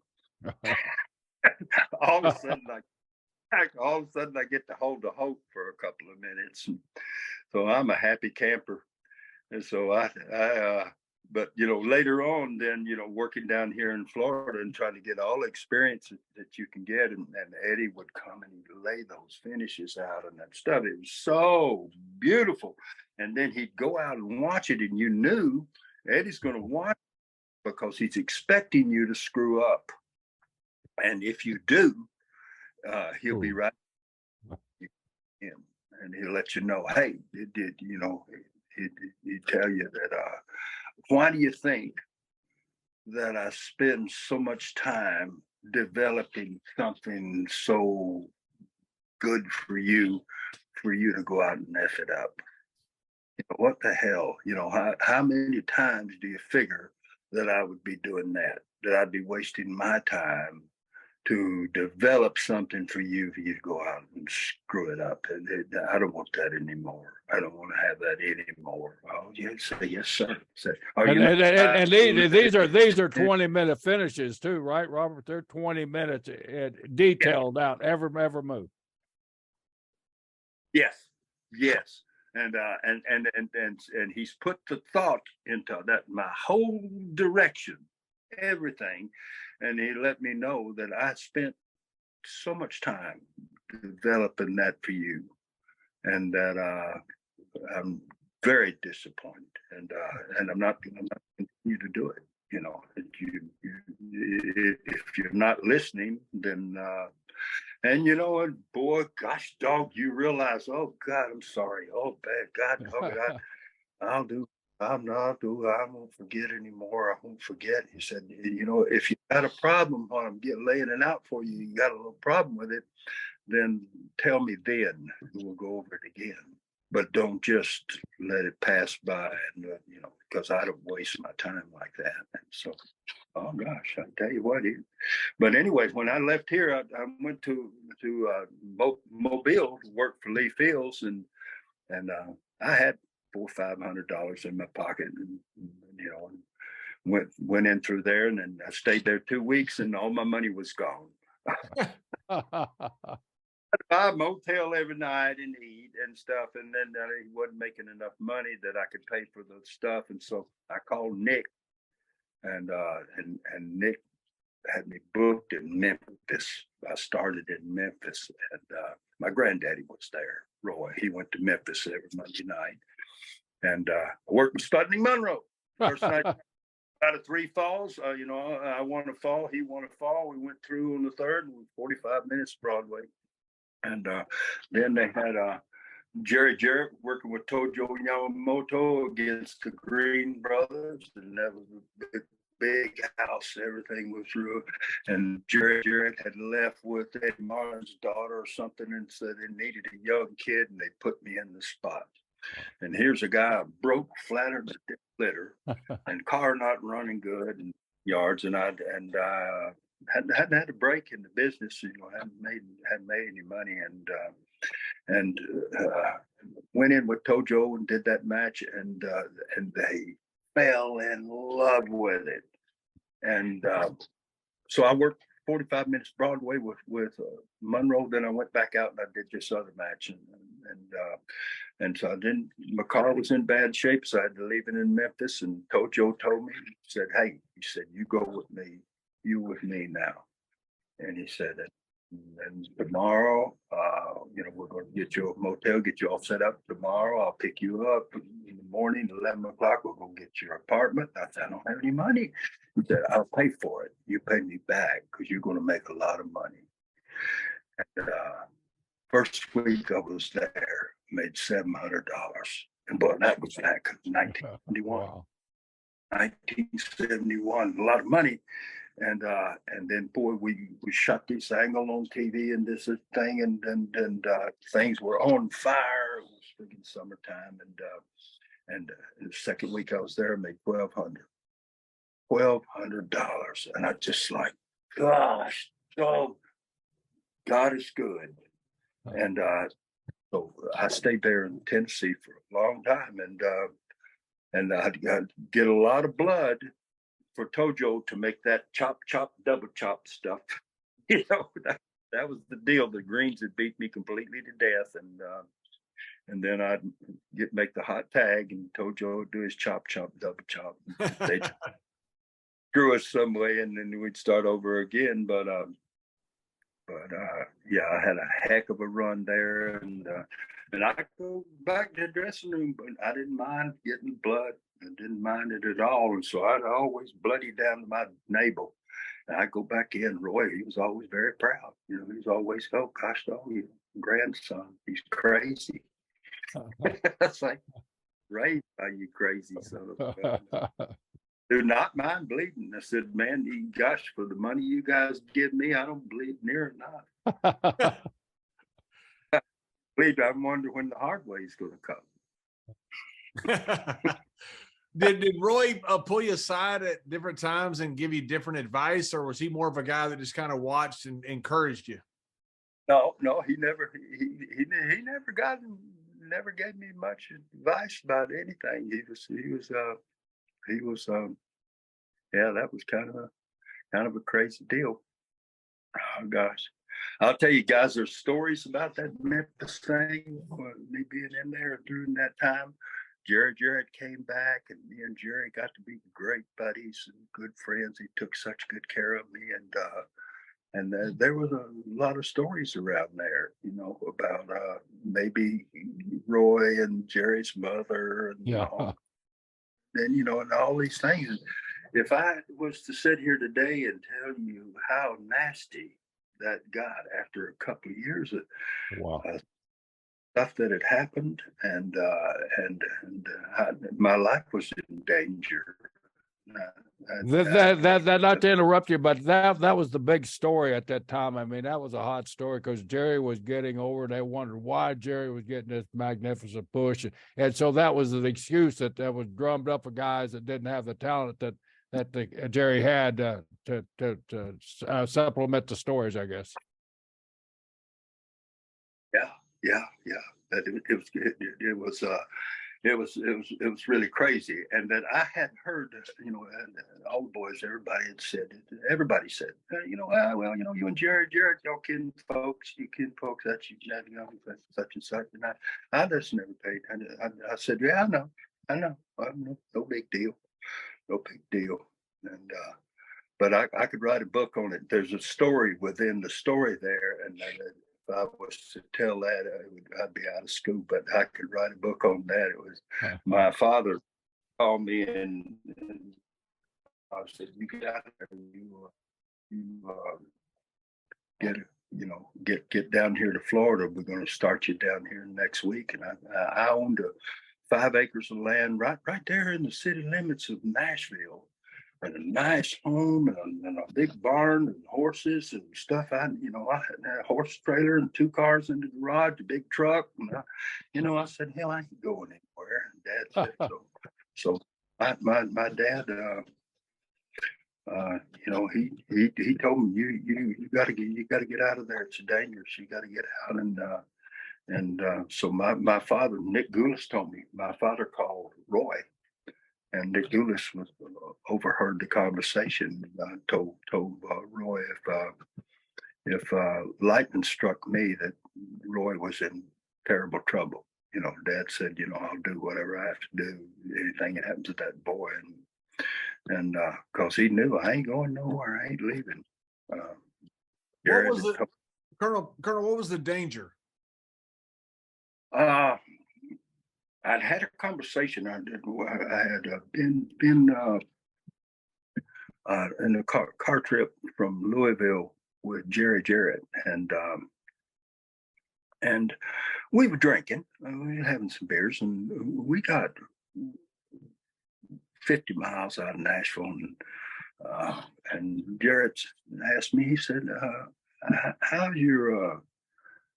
You never said anything, but how do you feel about your granddaddy's situation in Nashville? He said, the other woman. Oh, well, I'm riding along there, and I didn't realize it, but my grandfather had a wife there and a daughter. And I had never heard. That had always been kept from me. I never knew anything about it. And he had a house in Nashville and a home there, and he lived 2 lives with my grandma and with this other woman, and he and said, I don't know anything about anything. So I look at him and I say, well, how do you feel about it? And he says, well, it doesn't involve me. And I say, well, it's your mama. Oh, God almighty, man. Look at me, his mouth falls open and he goes, what? And I say, wait a minute. I say, well, what are you talking about? And he tells me that no, he said, your granddaddy's married, got a wife. No, I said, oh. He said, what are you talking about, my mother? I say, well, Jerry, I say, I just hearsay, you hear around stuff, Oh shit! So we get back to the house, and Jerry gets out of the car, and he says, he said, I don't want this to ever be mentioned, never be talked about ever again.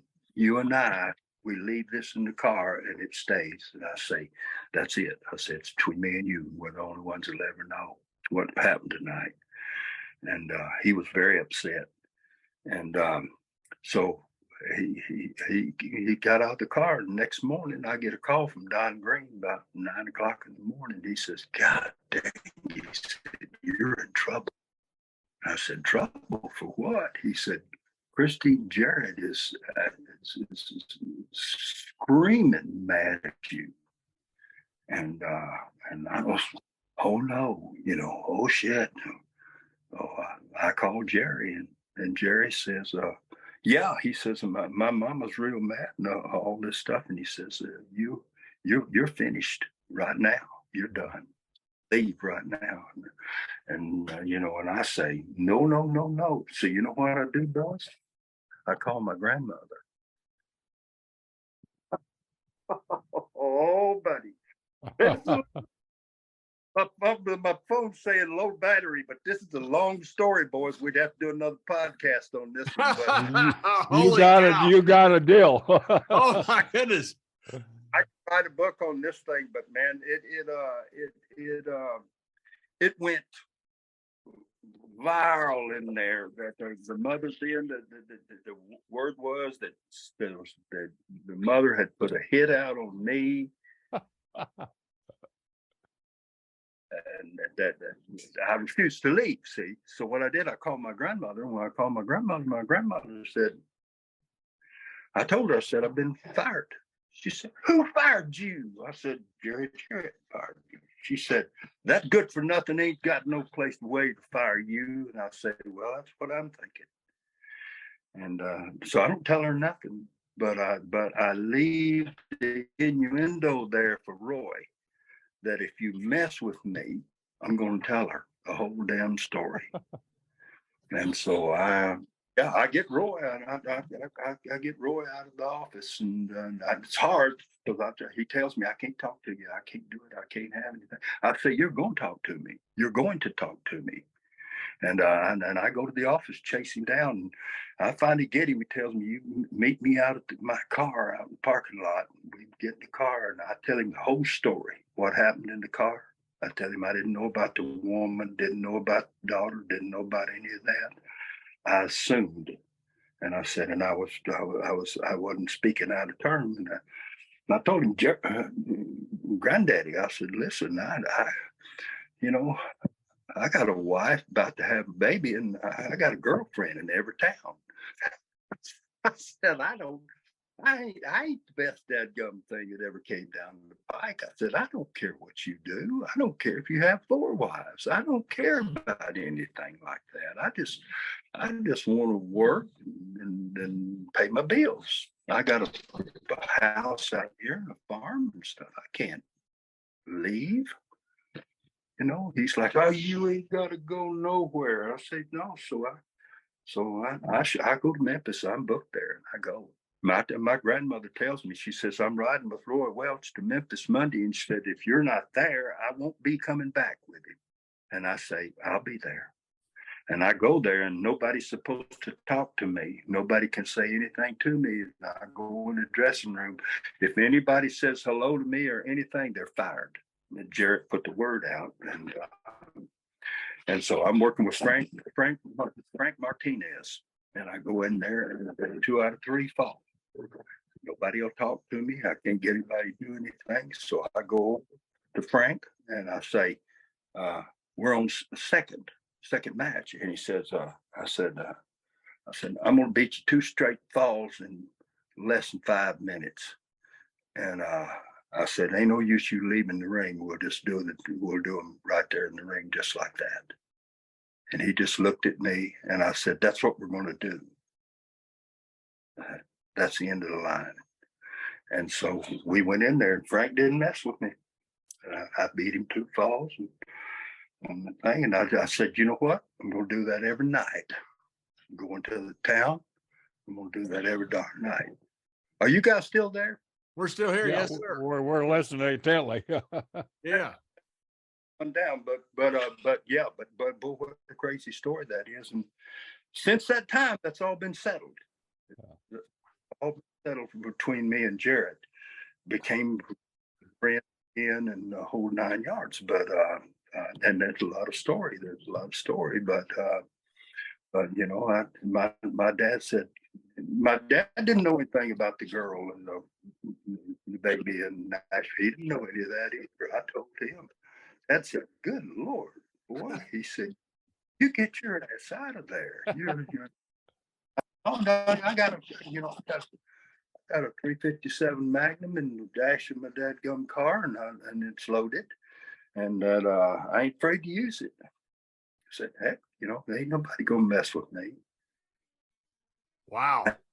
What a story.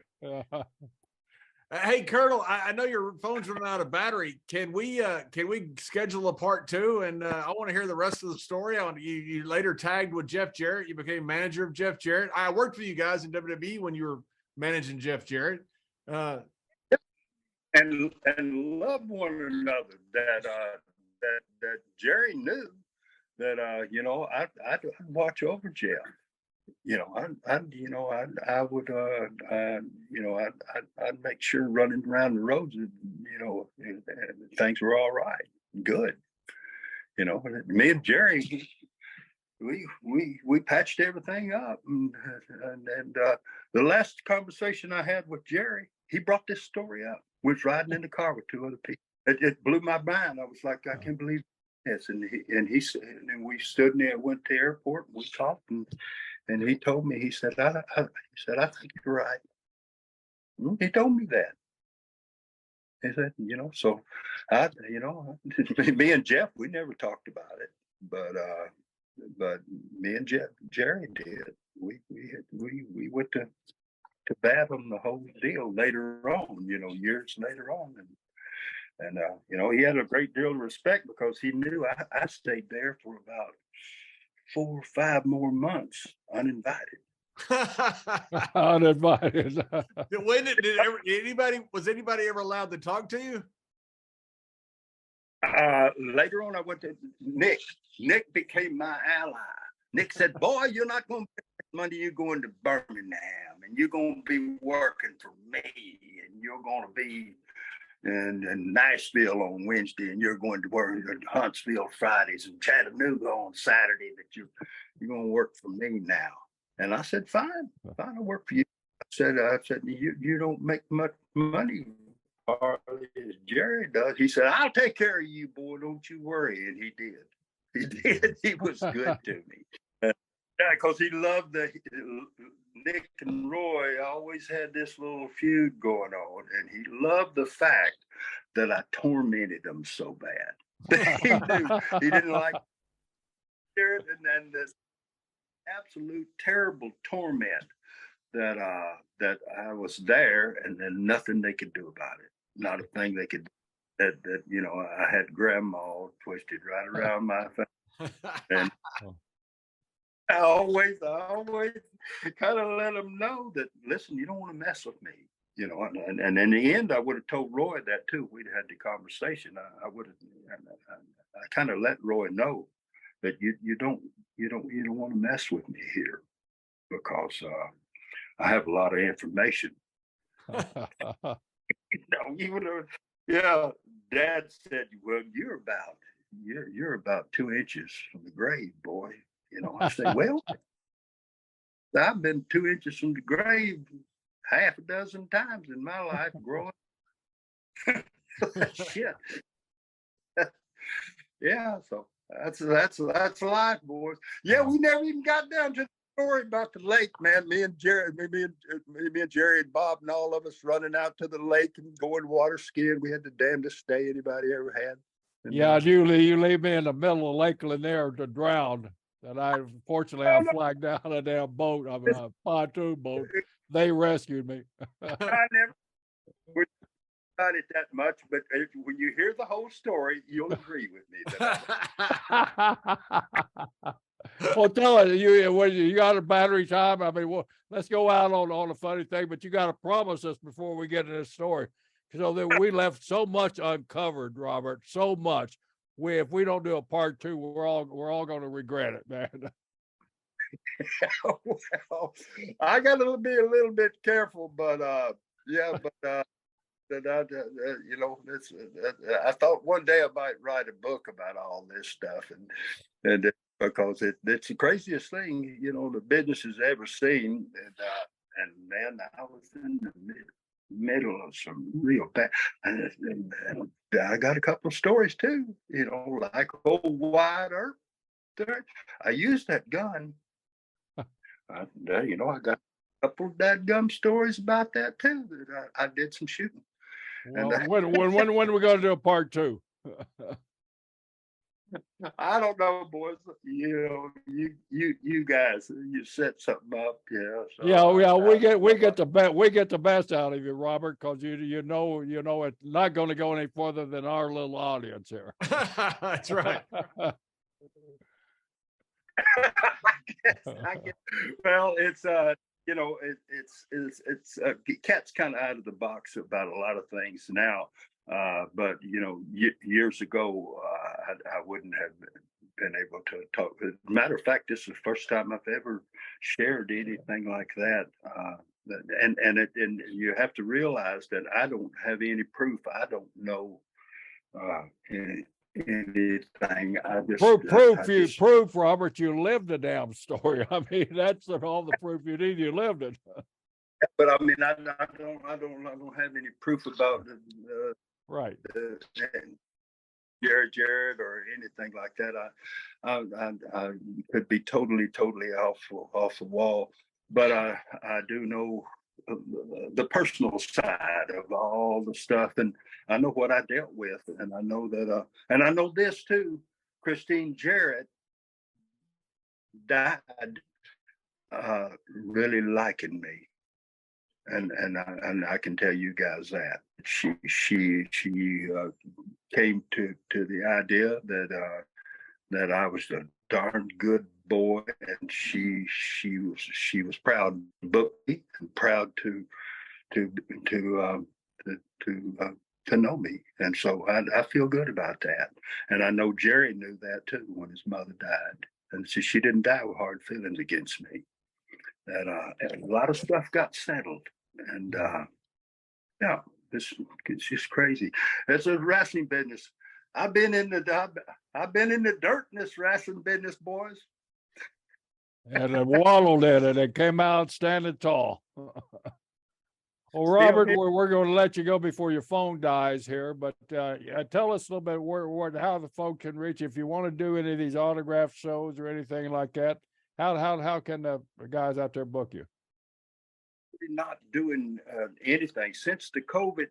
I begged off a lot of the guys that was using me to do stuff, and I told them I can't wear a mask, airplanes, and do all that stuff and things, and it just kind of got to feel good after a while, and I don't really now. I hang around the house, got a beautiful wife. She's very, very intelligent, and she helped a stupid guy like me get by. And she helped us get you on the internet today. So thank her and give her a big hug. And you live in beautiful Clearwater Beach or right around Clearwater Beach? Well, yeah, I'm here in Largo, actually. Largo. Uh-oh. Okay. Okay, Colonel, before we go, I just want to tell you, hey, same as Jerry, thank you so much for coming on. I had so much fun getting to know you in WWE. I got to meet your brother today on our show, and it's such a pleasure and an honor to have you on the show. Thank you so much. Yeah, you bet, man. And guys, you guys, I really known you only for a short time, John, but I really thought a lot of you in the times that we did work together. And old Jerry there, God, like brothers. We got a dozen more stories to talk about. Just me and Jerry. Yeah. We got to get on. We'll get you back on as soon as you say I'm ready. We'll do it again. So thank you, Robert. And like you say, man, we've been around up and down the road all through the South. We are brothers of the road and brothers of the business, man. And true fighter guys can't be found in this business than you and Robert, man. Yeah. All right, my man. Well, listen, appreciate it, boys. Y'all take care.